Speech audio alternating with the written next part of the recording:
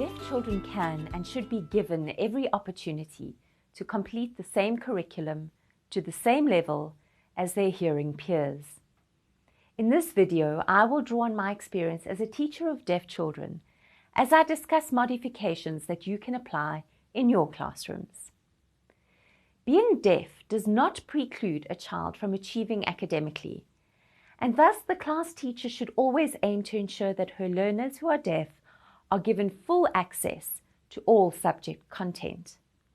However, it is also obvious that a deaf child who relies on vision to access information and instruction will need some modifications in their learning environment in order to ensure access to instruction and also to incidental learning opportunities.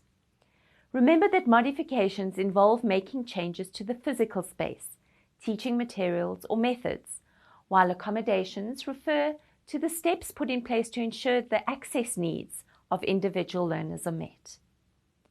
The first modification is related to the classroom layout.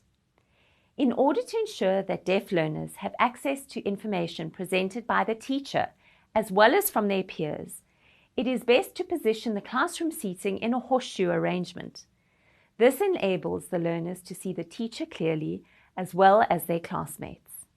In this way, the sharing of ideas and opinions is easy when working in a whole class format, but learners can also still work independently without having to rearrange the furniture. If you're going to do group work activities, a simple adjustment of a few desks and chairs into the middle of the arrangement to face their friends is quick and easy to do. The second modification that may be necessary is adjustment of lighting. Shadows make seeing sign language and facial expression very difficult and can cause eye strain and fatigue. So shadows and gloomy classrooms are to be avoided. However, you also don't want to have a classroom that is so bright that the eyes get tired from the glare. You should also ensure that there is no glare from windows, especially if learners' backs are to the windows, as their faces and signs will be difficult for you or their peers to see. Put curtains on the windows, or you can cover the lower half of the windows with artworks to make it less bright.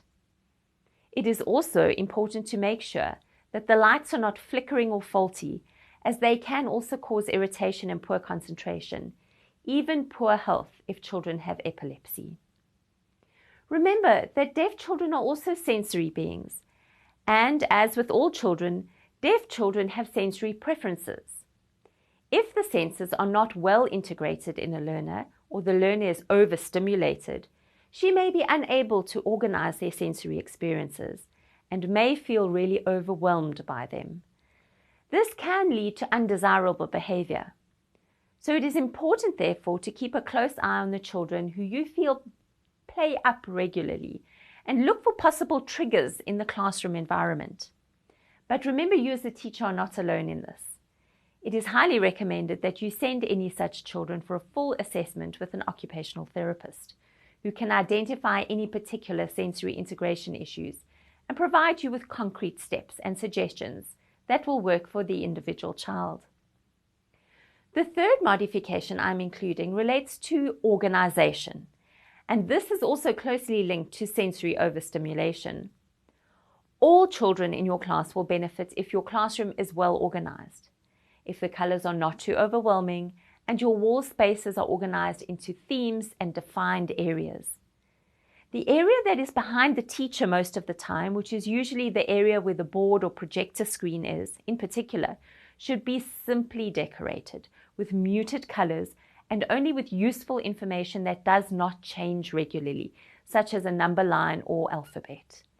These simple modifications can go a long way to making the classroom space more conducive to learning for all your learners. The fourth modification is about communication. With learners who are battling to communicate their feelings or express their needs, you can create charts that include various emotions or needs. These can include a picture, a photo of the sign, and later even the word, and children can point to these to show how they feel or what they need. This can be used until the learners are confident to use sign language to express themselves and will help reduce frustration. Once learners are beginning to do written work, it may be necessary to modify what they learn and how it is presented to some extent. Remember that we want deaf learners to learn the same content as their hearing counterparts. But in order to ensure that learning is not inhibited by lack of understanding of written English, for example, the teacher may need to modify the work a bit. This could involve changing the way in which language is used, so modify the text to use shorter, simpler sentences. Provide synonyms for words which may not be known, like in brackets, and allow the use of a dictionary. Additional pictures and diagrams in notes may also be useful to visually represent what is explained in the text. It can also be useful to modify the way in which instructions or tasks are given, breaking any work to be done into smaller chunks or subtasks. That can assist learners who need this kind of support to gain a sense of mastery of one smaller task at a time and thereby grow in confidence. Be aware of expecting learners to spend too much time on one specific task. Ensure that you modify your teaching day to include lots of different activities that are child-centered, fun, and provide many opportunities to learn in different ways.